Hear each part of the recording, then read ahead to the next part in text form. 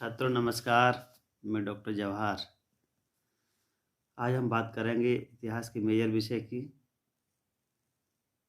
पहली यूनिट के कुछ क्वेश्चन बाकी रह गए हैं, उनको तैयार करेंगे एक लेक्चर में, जिससे आपको पूरा एक यूनिट जो है उससे मिल जाएगा पूरा मटेरियल।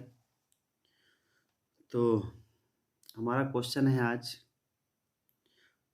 बौद्ध युग के गणतंत्रों की प्रशासन व्यवस्था कैसी थी, महाजनपद से क्या समझते हैं, इनकी गणतंत्र प्रणाली की विशेषता को संक्षेप में वर्णन कीजिए। तो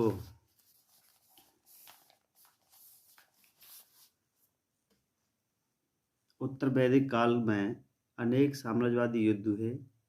कुछ अत्याचारी शासकों ने पड़ोसी राज्यों पर आक्रमण कर उन पर अत्याचार किए। जो पड़ोसी राज्य थे उन्होंने क्या किया, अत्याचार किया और उन पर आक्रमण कर दिया।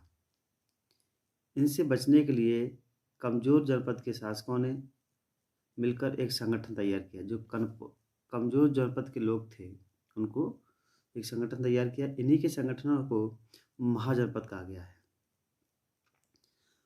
इस काल में 16 महाजनपद प्रसिद्ध हैं। इनकी अतिरिक्त भी महाजनपद और जनपद थे।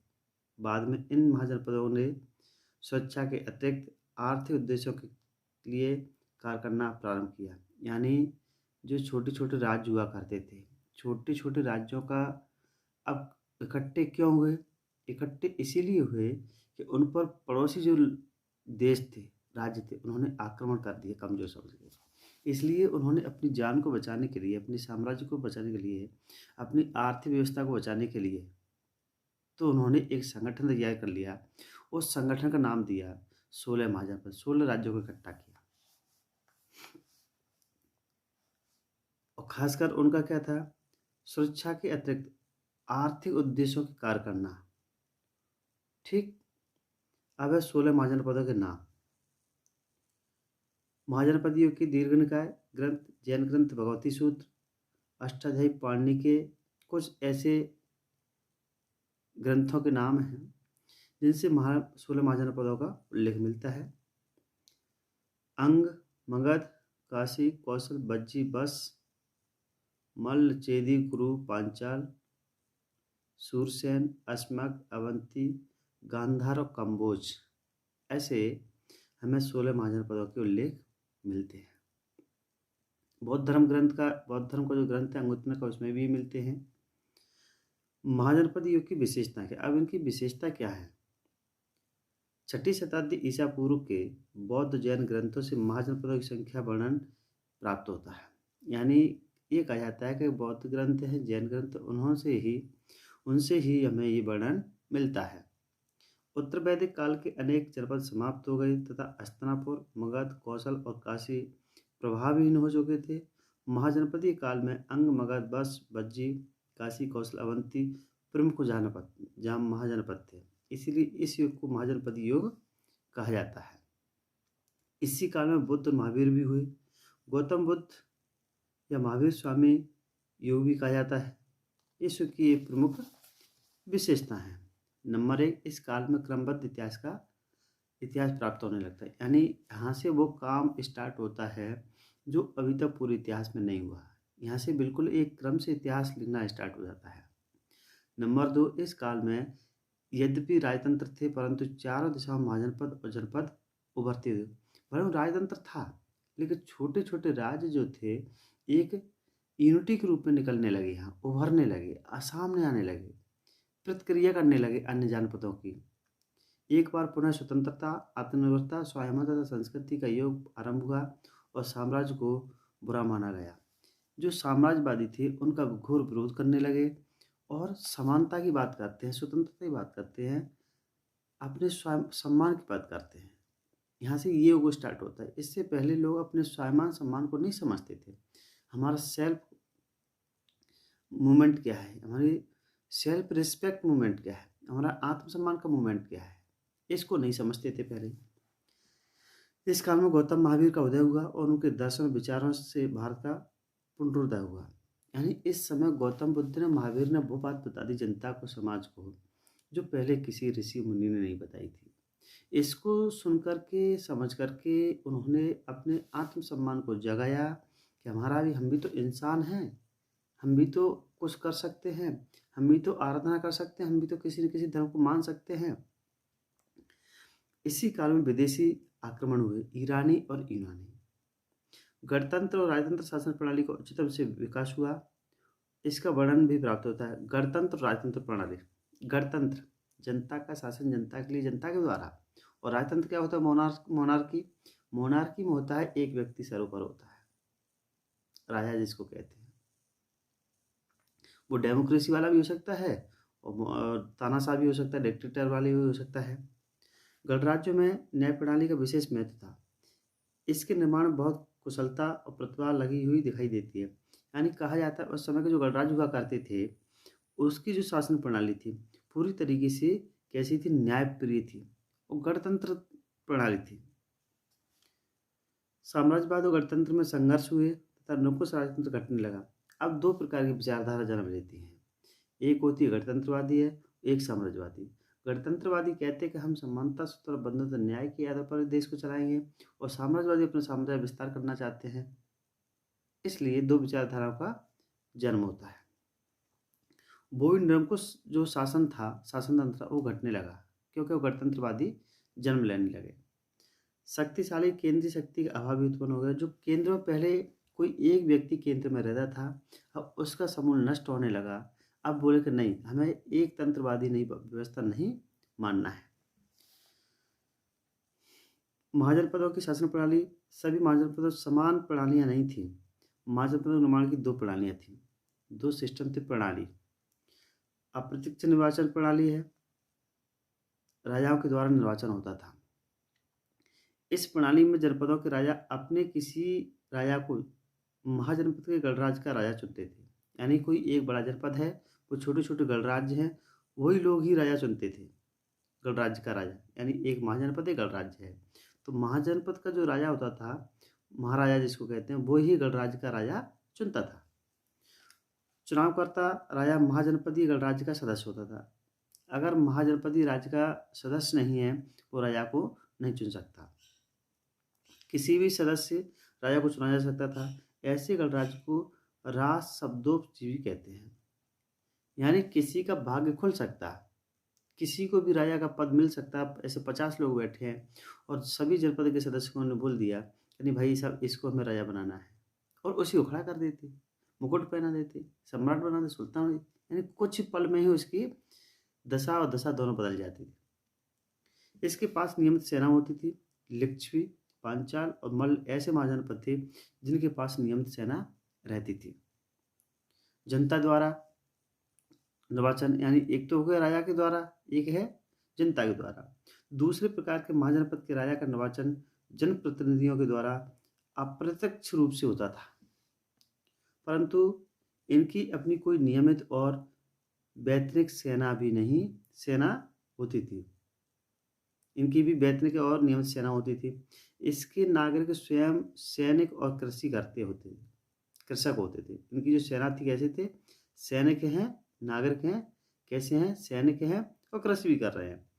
शांति काल में कृषि और संकट काल के समय युद्ध किया करते थे। अतः प्रत्येक को सैनिक शिक्षा प्राप्त करना आवश्यक था। इसी कारण योधे राज्य को आयुधजीवी कहा गया है। योधे जो राज्य था उसको आयुधजीवी कहा गया है।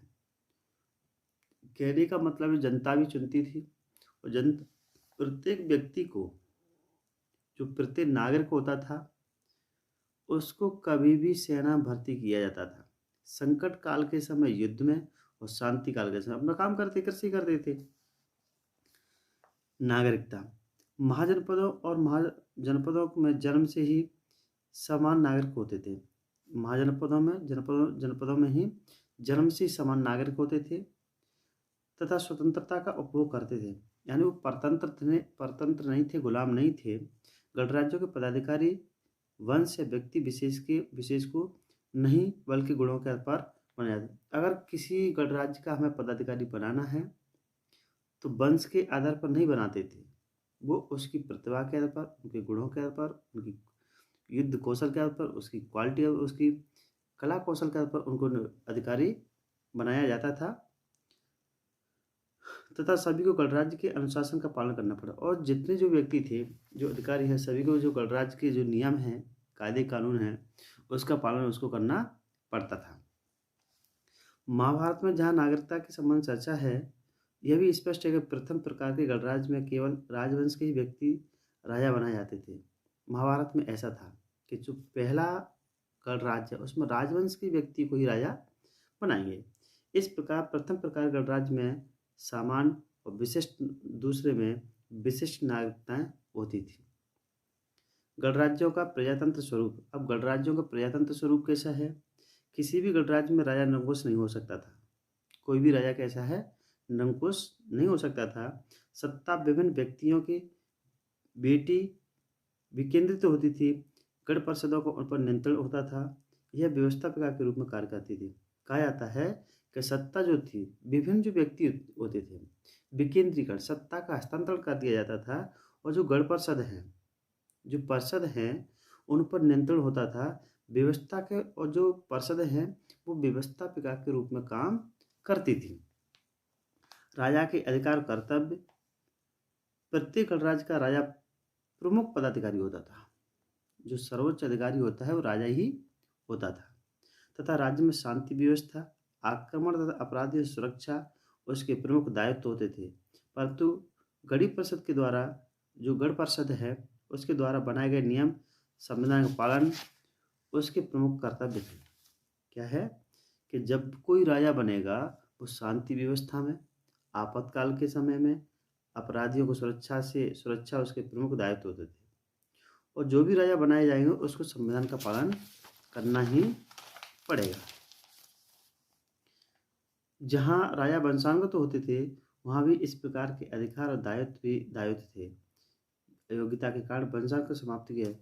अगर किसी व्यक्ति के अंदर कोई क्या क्वालिटी नहीं है उसको चेंज भी कर दिया जाता था।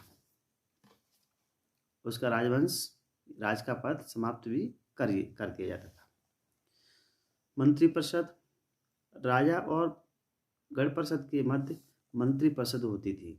मंत्रिपरिषद के परामर्श से राजा अपने अधिकार और कर्तव्यों को पूरा करता था। अब किसी को हमने मंत्री बना दिया और मंत्री के पास परिषद नहीं है, वो कैसे काम करेगा? इसलिए मुख्यमंत्री, प्रधानमंत्री, अन्य जो मंत्री होते हैं उनके साथ में मुख्यमंत्री होता है, जो मंत्री, उनके साथ में एक परिषद भी होती है जिसको हम वर्तमान मंत्रिमंडल कहते हैं। मंत्रिपरिषद के परामर्श से राजा अपने अधिकार और कर्तव्यों को पूरा करता था। मंत्रिपरिषद के सदस्य धर्म, ज्ञान, विज्ञान, अर्थ, युद्ध आदि के विशेषज्ञ होते थे। ऐरे गहरे नत्थु खैरों को नहीं बनाते थे। उसमें युद्ध की जानकारी है, ज्ञान है, विज्ञान की जानकारी है, धर्म की जानकारी है, आर्थिक क्षेत्र की जानकारी। ऐसे व्यक्ति को ही वो पदाधिकारी बनाते थे या राजा बनाते थे। लिच्छवी गणतंत्र में 9 और मल्ल राज में 4 मंत्री होते थे।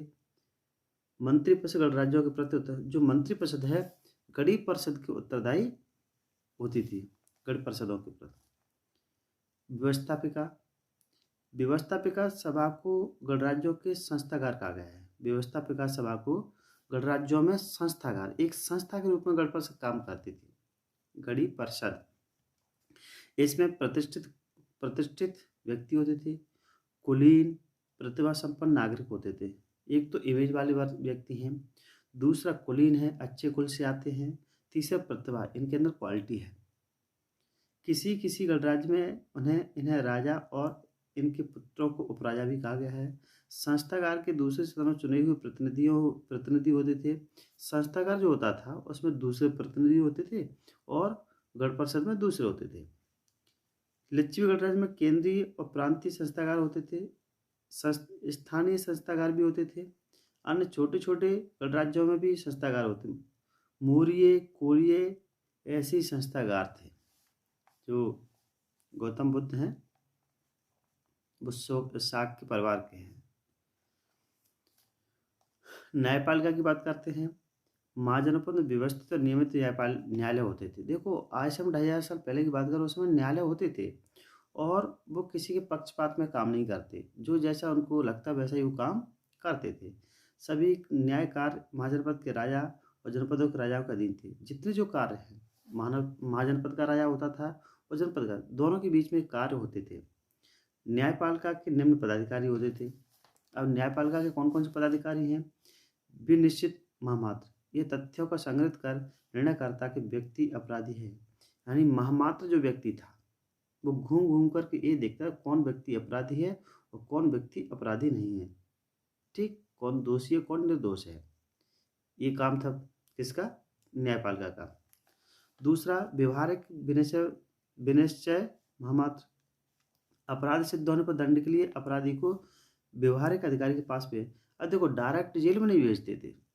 अगर अपराध सिद्ध हो गया तो अपराधी जो का अधिकारी है, कोई चोर उचक्का लुटेरा बदमाश है, तो किसने सजा सुनाई है उस व्यक्ति के पास उसको भेज देते, डायरेक्ट जेल नहीं भेज रहे हैं। सूत्रधार अपराधों को सिद्ध करने के लिए कार्य करता था। जो भी सूत्रधार है, जिसको हम वर्तमान में चौकीदार कहें या मुखिया कहें, वो वास्तव में उसकी पता लगाता कि ये व्यक्ति अपराधी है या नहीं, इसको उस समय सूत्रधार बोल रहे हैं। अष्टकुलक, संपूर्ण कार्रवाई इसकी देखरेख में होती थी।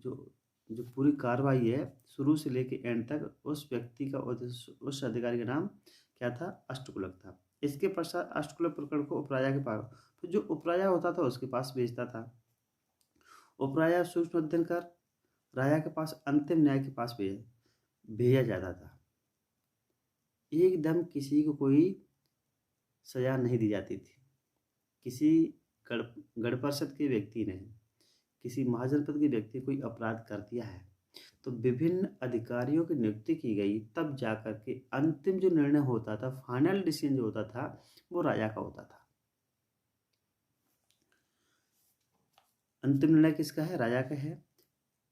न्याय विधान लिखित है, निष्पक्ष है और प्रजातंत्रवादी होता था। दंडाधिकारी दंड और कारावास की व्यवस्था करता था। जो भी फिर राजा फाइनल डिसीजन देता, फिर दंड देने वाला जो व्यक्ति है उस व्यक्ति के पास फाइनल जाता, फिर उसमें कारागार में, जेल में उसको डाल दिया जाता था। स्थानीय व्यवस्था, शासन, स्थानीय सुशासन। महाजनपदों में शक्ति को इकाई की, शासन की इकाई में बांटा गया है। महाजनपद में शक्ति को किसमें? शासन की इकाई में बांटा गया है। जनपद, नगर, ग्राम और जन। जनपद हो गया, नगर हो गया, ग्राम में जन प्रतिनिधि, ग्राम में क्या है? गांव में जन प्रतिनिधि स्थानीय साधनों की मदद से कार्य शासन कार्य करते हैं। जो स्थानीय, जिसको वर्तमान सरपंच कहते हैं, वो स्थानीय लोगों की सहायता से ही शासन करता था और न्याय करते थे। पहले ग्राम पंचायत को न्याय करने का अधिकार था। प्रशासन के लिए निर्वाचित परिषदें होती थी और ग्रामों में पंचायत होती थी। स्पष्ट हो गया कि पहले ग्राम पंचायत भी हुआ करती थी। विधि निर्माण प्रणाली क्या है? अब विधि या लॉ, कानून कैसे बनता है? महाजनपदों के गणराज्यों संस्थागार का मतलब यह संसद है, छोटी संसद है होती है। प्रधान राजा निर्वाचित होता था तथा प्रधान सेनापति, मंत्री, पदाधिकारी भी यही संस्था नियुक्त करती थी। दोबारा बताता हूँ कि एक हमारा क्या? राजा है, एक हमारी संसद है। संसद में कौन बैठा है? राजा बैठा है और राजा का चुनाव होता है गांव के लोगों के द्वारा। ठीक, तो इसमें सेनापति होता था और पदाधिकारी यही संस्था नियुक्त करती थी। इसी संस्था में किसी समस्या पर विचार होता था। ये विधि कानून का निर्माण करती थी। गृह तथा विदेश नीति पर आधारित होती थी। यानी विदेश नीति कैसे तैयार करनी है और गृह नीति कैसे तैयार करनी है, वो सारे कार्य एक गांव में बैठ कर के होते थे कि व्यक्ति की समस्या क्या है। अब तो उच्च न्यायालय में उसमें होते हैं, संसद में, विधानसभा में होते हैं, राज्यसभा में होते हैं, लोकसभा में होते हैं। ये पहले काम हो रहे हैं गांव में, हो रहा है गांव में की ये समस्या है। अब उसके कौन कौन से अधिकारी हैं विधि निर्माण करने वाले? एक अध्यक्ष होता, प्रधान राजा, जो प्रधान राजा है, बड़ा राजा है महाजनपद का, वो उसका अध्यक्ष होता था। जब यह अध्यक्षता करता तो विनयाधर कहलाता। कौन? विनय का आधार कहलाता, विनयाधर। अधिवेशन काल में संस्थागार की कार्रवाई का संचालन, अनुशासन, नियंत्रण और मंत्रणा पूर्ण निष्पक्ष, यानी जो भी काम इसका था पूरी निष्पक्षता के साथ, पार्टिशियल नहीं करता था, वो निष्पक्ष का था। पार्टिशलिटी जो करते हैं, पार्शलिटी वो नहीं करती थी, बिल्कुल निष्पक्ष। संस्थागार की कार्रवाई हो गई। अब है संस्थागार की बैठकों का समय निर्धारित होता था, यानी उस समय जो भी संसद होती थी उसका समय निश्चित होता था। आवश्यक या आपातकाल बैठक भी हो सकती थी, इमरजेंसी बैठक और आपातकाल के समय बैठक बुलाई जाती थी, कंपलसरी और इमरजेंसी दोनों ही।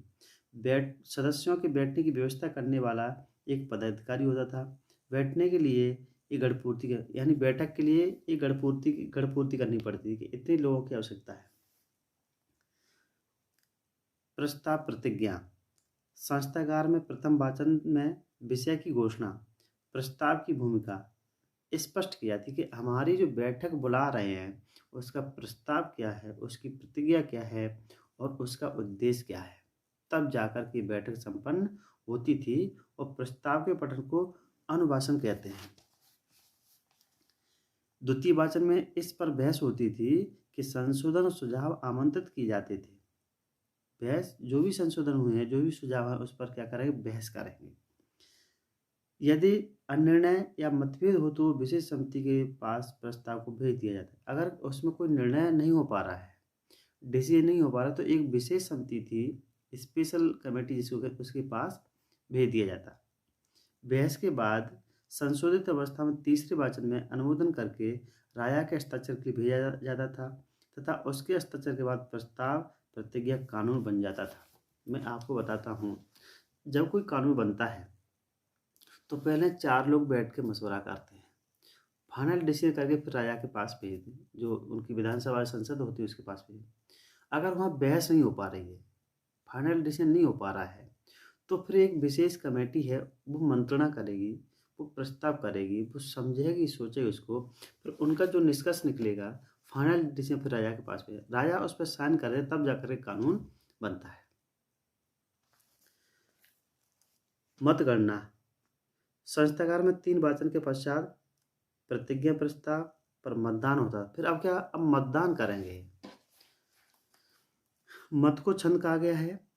मतगणना रक्त रंग और हरित रंग की सलाखाओं, छोटी छोटी लकड़ी से होती थी। प्रस्ताव के पक्ष में सदस्य हरे रंग का और विरोध के लिए लाल लाल रंग का प्रयोग करते हैं। अगर पक्ष में गया है, हरा भरा है और विरोध है तो फिर लाल कलर का प्रयोग करते थे। शलाका एकत्रित करने वाला शलाका ग्राहक कहलाता था, जिनका निर्णय होता था, जिनका जो निर्णय होता उसको कहते थे गिनकर निर्णय। कार्रवाई का लेखन। संस्थागार की समस्त कार्रवाई तथा विचारों को लिखा जाता था। इसके लिए विभिन्न पदाधिकारी होते थे। अनुमति प्राप्त करके दर्शक कार्रवाई देख सकते थे, परंतु बीच में बोल नहीं सकते। किसी को कार्रवाई में भाग लेने का अधिकार है, बैठ सकता है, लेकिन बिना अनुमति के नहीं बैठ सकता, पहली बात तो। और बैठ गया है तो उसको बोलने का अधिकार, बीच में बिल्कुल नहीं बोल सकता। इस प्रकार की उसमें ये कार्रवाई होती थी। अब बात करते हैं राजतंत्रीय प्रणाली की। राजतंत्रों में अधिकतर राज्यों में आनुवंशिक निरंकुश राज्य थे। कैसे थे? जेनेटिक थे। जेनेटिक का मतलब होता है पीढ़ी दर पीढ़ी ही राजा बनते थे। और वो कैसे होते? निरंकुश राज्य थे, उन पर किसी का कोई अंकुश नहीं होता था।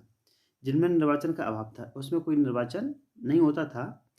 राजा कार्यपालिका, व्यवस्थापिका और न्यायपालिका का प्रधान होता। जो राजा होता था, कार्यपालिका, न्यायपालिका और व्यवस्थापिका का क्या है? मुखिया है।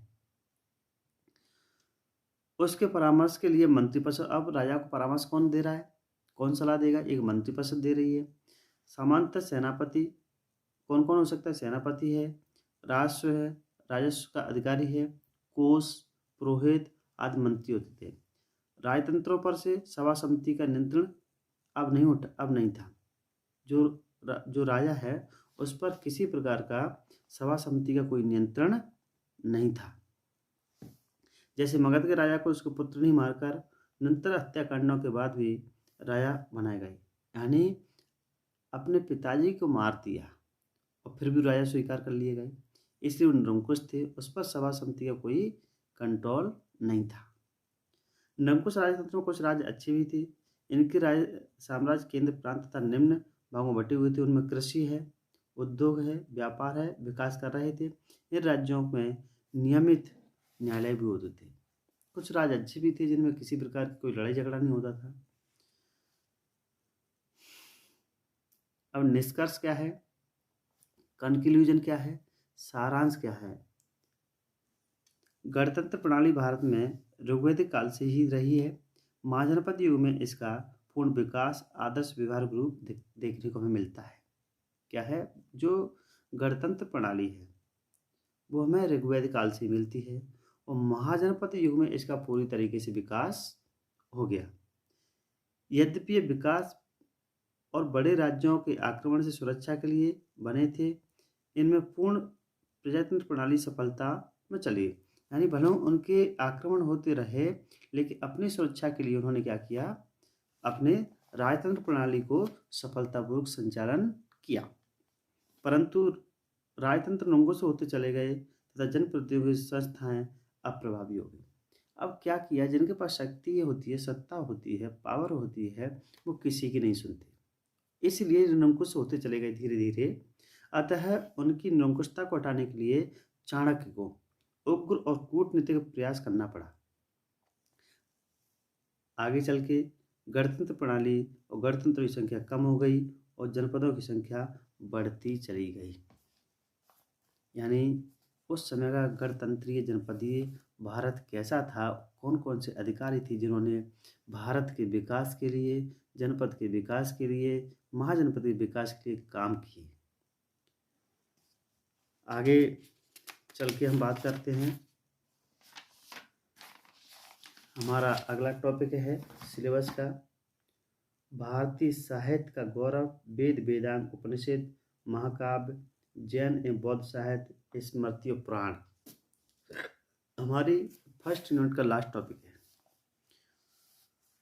तो वैदिक साहित्य की भूमिका, भारतीय इतिहास में वेदों और वैदिक साहित्य की भूमिका क्या है? तो पहली यूनिट में काफ़ी बड़े टॉपिक है, कोई दिक्कत नहीं है, हम पूरा पढ़ लेंगे उसको। आर्य भारतीय संस्कृति के मूल स्वरूप के निर्माता हैं। आर्य क्या है? भारतीय संस्कृति के, जो इंडियन कल्चर है उसके मूल निर्माता हैं। इन्होंने भारतीय संस्कृति को ऐसा स्वरूप प्रदान किया, अनेकों परिवर्तनों के बाद भी उसके मूलभूत आदर्श को मिटाया नहीं जा सकता। इनका कहना है कि भारत में जो आर्य आए थे मध्य एशिया से, उन्होंने ही भारत की कल्चर को जन्म दिया है और उन्होंने ऐसा कल्चर स्थापित किया है कि लंबे समय तक उसको हम मिटा नहीं सकते और ना ही मिटा पाएंगे। साहित्य की हम बात करते हैं तो वेद है, संहिता है, ब्राह्मण ग्रंथ है, आरण्यक है, उपनिषद है और सूत्र जैसे साहित्य का भंडार वैदिक साहित्य कहलाता है। वैदिक साहित्य में क्या है? आरण्यक है, उपनिषद है, ब्राह्मण ग्रंथ है, संहिता, वेद है। ठीक, ये 4-5 ग्रंथों को हम क्या बोल रहे हैं? हम बोल रहे हैं वैदिक साहित्य।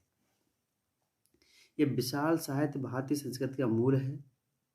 आर्यों को सर्वांगीण ज्ञान, विज्ञान, धर्म, दर्शन, वर्ण व्यवस्था की व्यवस्थापन और संप्रदायों का आधार वेदों में ही निहित है। जितने हम ज्ञान वर्ण की बात करते हैं, धर्म दर्शन की बात करते हैं, वो वेदों में ही निहित है। विल्सन ने वेदों को मानव ज्ञान के प्राचीनतम स्रोत कहा है। ठीक इसी प्रकार उपनिषद के प्रभाव के बारे में विंटरनिज का कथन है कि भारत के समकालीन दर्शन के लिए उपनिषदों ने बृहदारण्यक के वेदांत सूत्रों के लिए आधार का काम किया है। क्या है?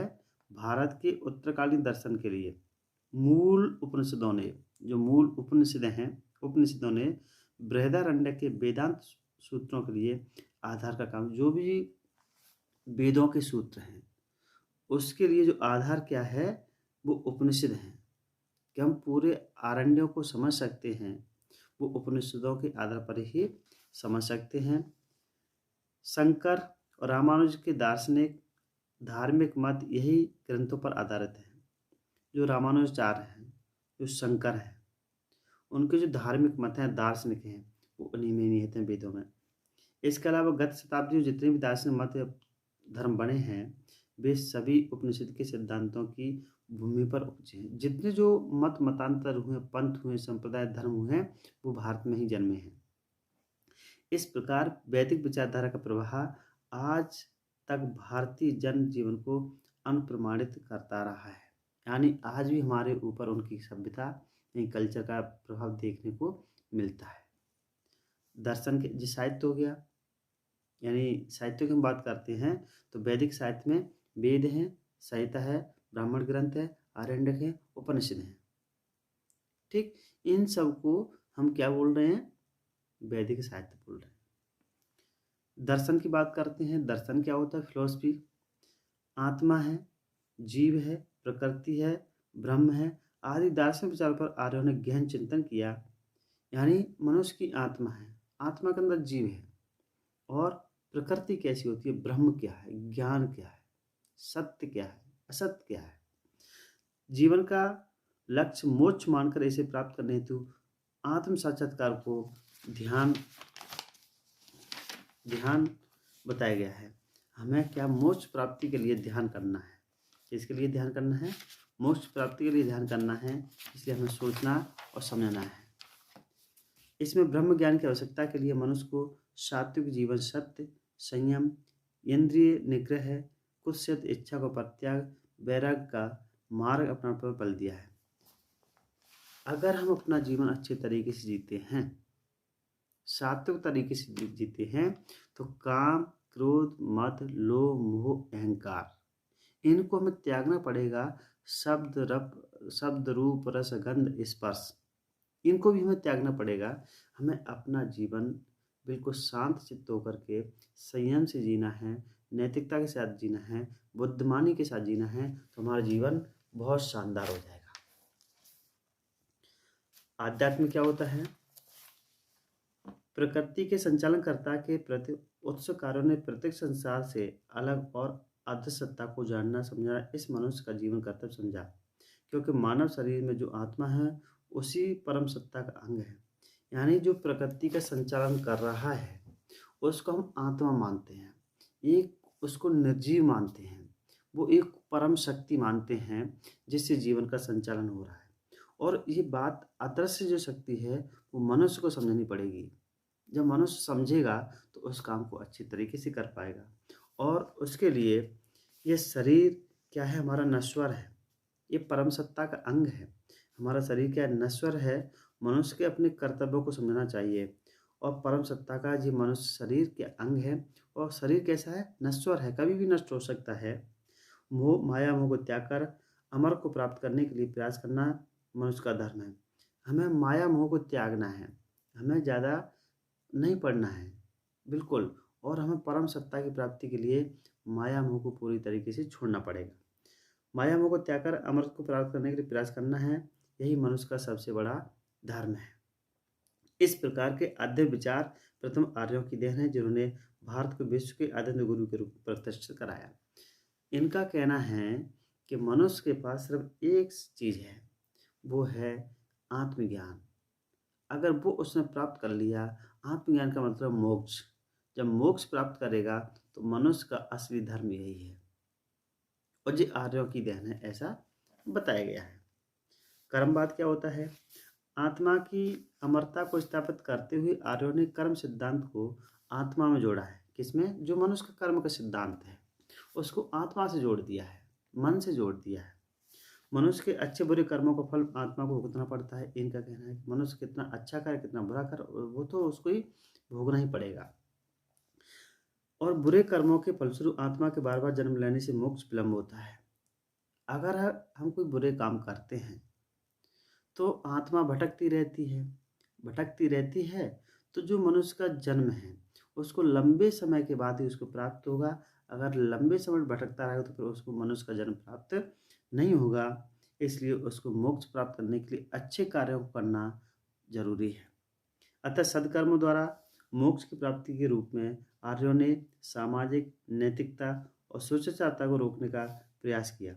अब क्या किया? सद्कर्म तथा मोक्ष के द्वारा व्यक्ति को क्या करना है? आर्यों ने सामाजिक नैतिकता है और स्वेच्छाचारता यानी स्वेच्छाचारी है, स्वार्थी व्यक्ति हो गया तो उसको रोकने का उन्होंने मोक्ष के द्वारा प्रयास किया। आज भी स्वर्ग नरक की कल्पना से लोग कर्मवाद से अनुप्रेरित होकर कल्याण की भावना में स्वीकार करने में विश्वास करते हैं। उनके लिए कर्मवाद का एक आदर्श है। यानी हम जब स्वर्ग नरक की बात करते हैं तो कहीं ना कहीं हमारा कर्म आड़े आता है। इसलिए उस सिद्धांत को प्रतिष्ठित करने के लिए उन्होंने क्या किया? कर्मवाद एक आदर्श सिद्धांत को माना है। समन्वयवाद, आर्यों की विचारधारा समन्वयवादी रही है। बहुदेववाद, एक देववाद, गणतंत्र, राजतंत्र, भौतिकवाद तथा अद्वैतवाद आदि कई उदाहरण में देखने को मिलते हैं। क्या है? आर्यों की विचारधारा समन्वयवादी है, आपस में सामंजस्य की विचारधारा है। बहुदेव यानी बहुदेवताओं को मानना और एक देवताओं को मानना है। और गणतंत्र और राजतंत्र, भौतिकवादी और अद्वैतवादी, यानी कई उदाहरण हमें ऐसे मिलते हैं जिसमें समन्वय की हमें कोऑर्डिनेशन की बात मिलती है, जिसमें यह प्रकट होता है, यह बताया जाता है कि आर्यों ने सबको अपनाया, इनमें संतुलन स्थापित किया, संसार के कार्य करते हुए लोक कल्याण कार्य की भावना समझे, स्व कल्याण की प्रयास करना आर्यों का जीवन में समन्वय दृष्टिकोण रहा है। इनका कहने का मतलब यह है कि उनके पास राजतंत्र है, लोकतंत्र है, ठीक, और उसी के साथ में बौद्धवाद एक देववाद है। सबको आपस में सामंजस्य स्थापित किया और वही मूल मंत्र जनता के सामने उन्होंने बताया। पुनर्जन्म क्या होता है? भारत में प्रत्येक व्यक्ति प्रत्येक धर्म पंथ विचारक पुनर्जन्म में विश्वास रखता है। इसे वैज्ञानिक सिद्धांत माना गया है। कर्म आत्मा का संबंध, जैव की दृश्य और अव्यवहार, इनका कहने का मतलब यह है कि मनुष्य का जन्म पुनर्जन्म होता है। हम किसी न किसी के पुनर्जन्म हैं और संसार में आत्मा भटकती रहती है, लंबे समय तक आत्मा भटकती रहती है, मन भटकता रहता है। तो प्रत्येक धर्म जो पंथ संप्रदाय हैं उसमें पुनर्जन्म की व्याख्या की गई है। विचार स्वतंत्र हैं।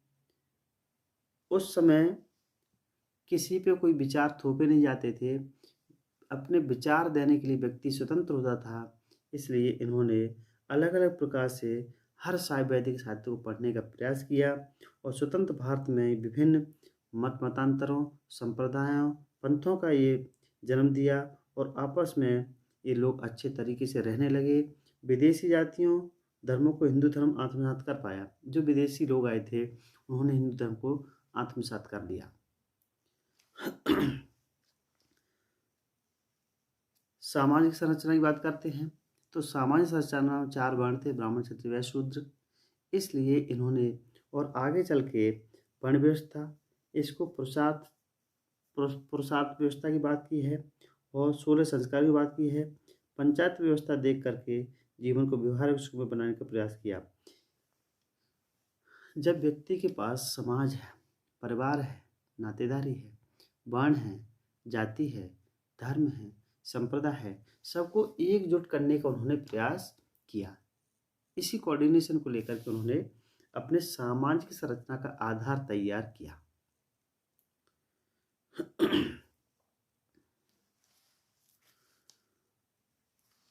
संगीत, ज्योतिष, गणित की अपन बात करते हैं तो भारत में विभिन्न प्रकार के संगीत हैं। ज्योतिष का विकास हुआ है। ज्योतिष का विकास होने के बाद नक्षत्रों की बात बताई है, दिनों की, रात की, समय की, साल की, वर्ष की गणना की गई, युगों की गणना की गई है और तंत्र मंत्र की बात की गई है, कर्म के सिद्धांत की बात कही है, काव्य की बात की गई है।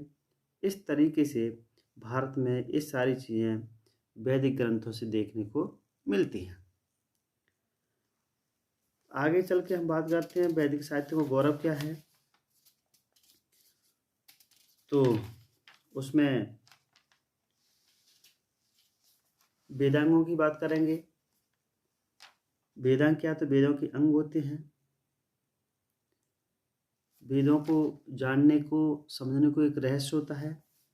स्पष्ट रूप से आगे चल के वेदों की रचना हो गई, इसलिए हम इसको वेदांग की संख्या 6 है, व्याकरण है, शिक्षा है, कल्प है, निरुक्त है, छंद है, ज्योतिष है। इस तरीके से हम इनको पढ़ते हैं।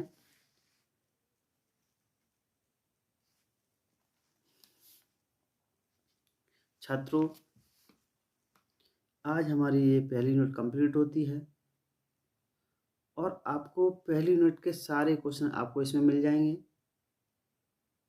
और मिलने के बाद ये इसमें बौद्ध साहित्य, जैन साहित्य,